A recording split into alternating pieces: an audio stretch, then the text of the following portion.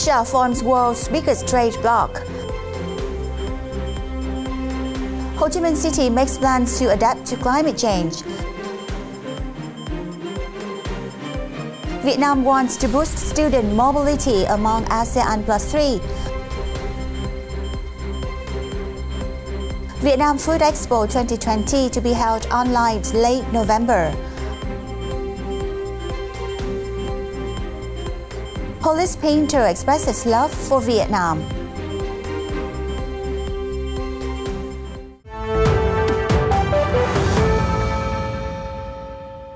Good morning, this is FBNC News and I'm Truyền.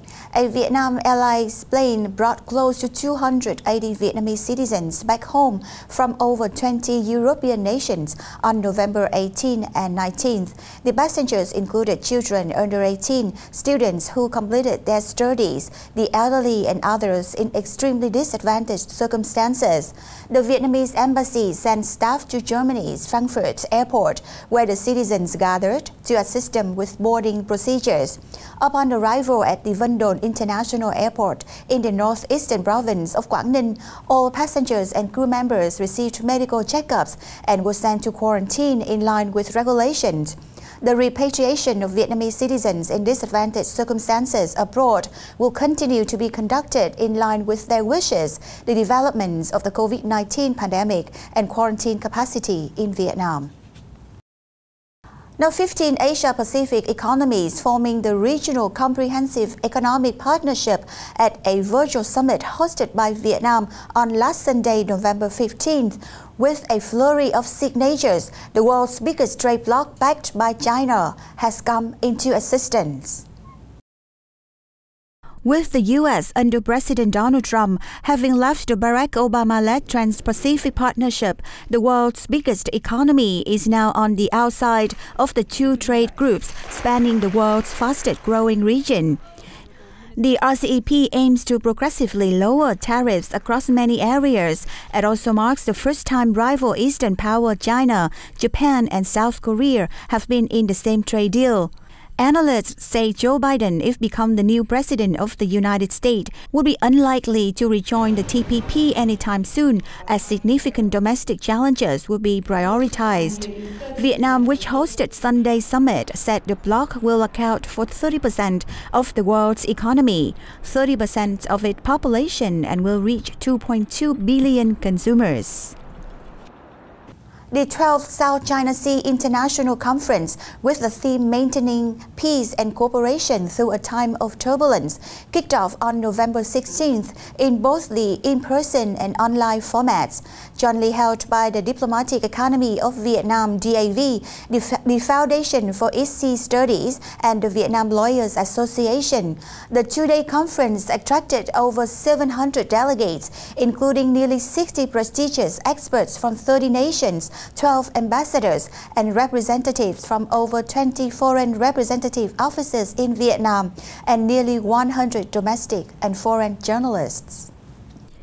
In his welcome remarks, member of the Party Central Committee and Deputy Foreign Minister Bùi Thanh Sơn said COVID-19 has created a lot of turbulence and revealed smoldering conflicts in societies, eroding trust between nations and affecting peace and stability. The East Sea situation is an unpredictable challenge affecting peace, stability and cooperation in the region, with problems such as unilaterally interbreeding international law that does not conform to the international community's common standards and interests, geopolitical competition and militarization in the East Sea. Sơn stressed the need for parties to step up dialogue and win-win cooperation, seek peaceful solutions to differences and conflicts at sea on the basis of international law, and intensify cooperation to turn the East Sea into a sea of connectivity and cooperation instead of competition and confrontation. It is essential to proactively prevent the risk of unwanted clashes at sea, promote cooperation for economic recovery and mutual development, work together to protect natural resources and seek the peaceful settlement of overlapping claims in the East Sea in accordance with international law, especially the 1982 United Nations Convention on the Law of the Sea. He proposed that countries continue promoting the central role of ASEAN in the regional security structure, supporting the ASEAN vision on the Indo-Pacific region, and creating favorable conditions for ASEAN and China to soon finish negotiations over a code of conduct in the Sea. As one of the cities affected by climate change, Ho Chi Minh City has for many years been making plans to cope with it. During the rainy season from May to October, the city experiences regular flooding. A combination of high tides in the Saigon and Dong Nai rivers, heavy rains and land subsidence puts it in the list of 10 cities most vulnerable to sea level rise. According to the Ministry of Natural Resources and Environment, the city's rivers could rise by about 30 centimeters by 2050 and 75 centimeters by the end of the 21st century. By 2050, the number of communes and wards affected by tidal flooding will rise to 177, equivalent to 61% of the city's total area. It will affect transportation, industrial activity, and agriculture. It comes as a wake-up call.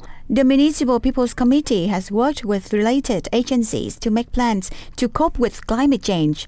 There are 56 plans and projects to reduce greenhouse gas emissions and mobilize resources to be able to respond promptly to climate change. The city will focus on preventing natural disasters and relocating people living in places at risk of being affected by climate change. It will use its budget to carry out these plans.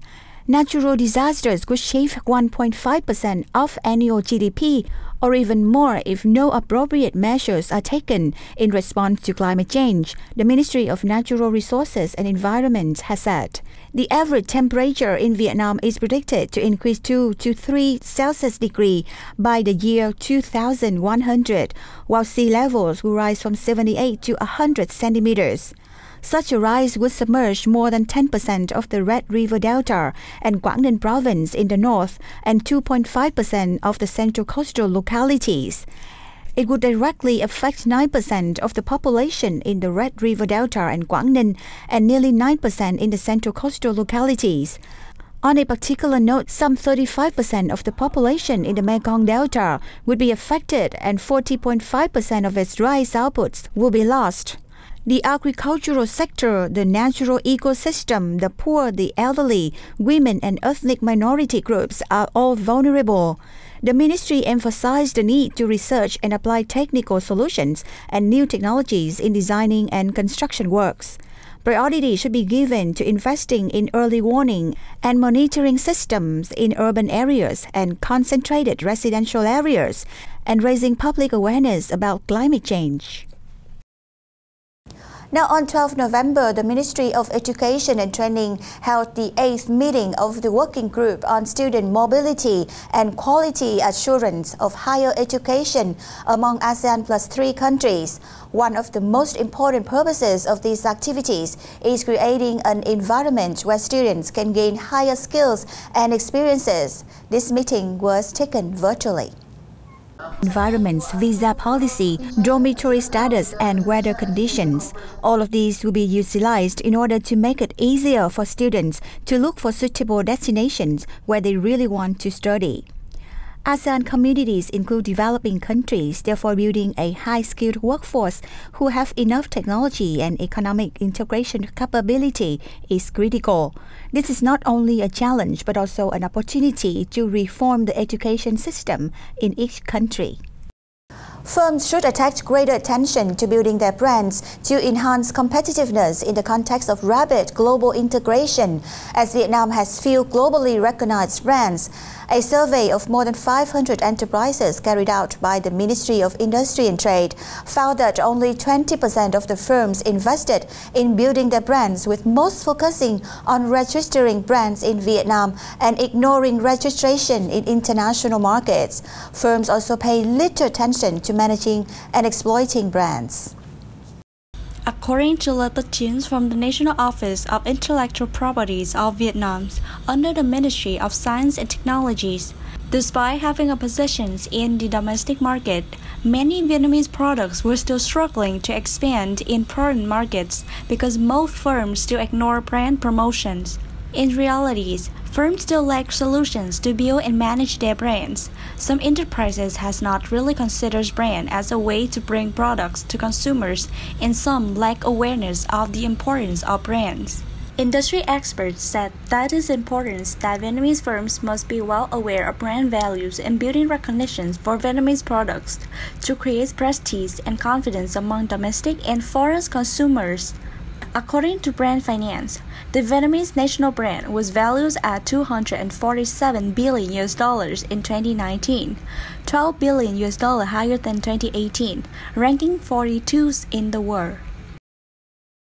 The Vietnam International Food Industry Exhibition 2020, Vietnam Foodexpo 2020, is scheduled to be held online in late this month with the aim of boosting the domestic market and the export of food and agricultural products.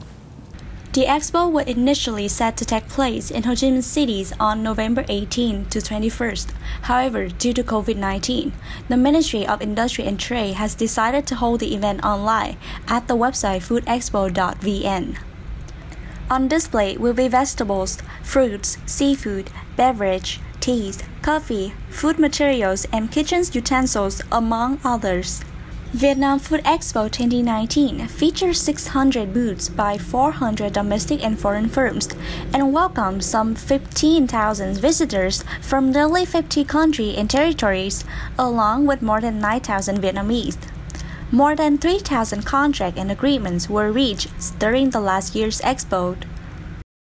You're watching FBNC News. Now, after 3 times of being delayed due to the COVID-19 pandemic, the Vietnam International Tourism Mart 2020 VITM, with the theme Digital Transformation for Tourism in Vietnam, kicked off on November 18th to encourage businesses and organizations to put forth digital initiatives on tourism activities, as well as boost growth momentum in the coming years. Artworks inspired by flora and landscapes in Vietnam by Polish painter Marta TIธ์are on display at the Hanoi-based Vietnam Fine Arts Museum. The exhibition, entitled Transformation, which includes 17 paintings, is part of the celebration of the 70th anniversary of the establishment of diplomatic relations between Poland and Vietnam. At her new solo exhibitions, painter CUțiC presents her abstract impressions on beautiful Southeast Asia's nature, particularly of Vietnam. Born and educated in Poland, CUțiC completed her master's degree in painting and textile art at the Academies of Fine Art in Krakow, where she enjoyed success at joint and solo exhibitions.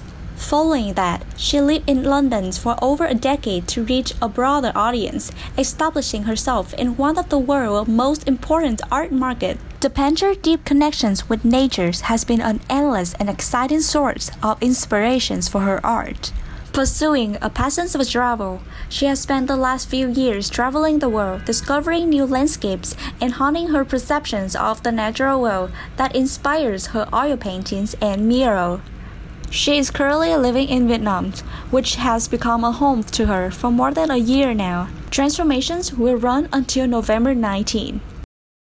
Now this has come to an end of FBNC News program. Thank you for watching, and we look forward to seeing you next week. Goodbye.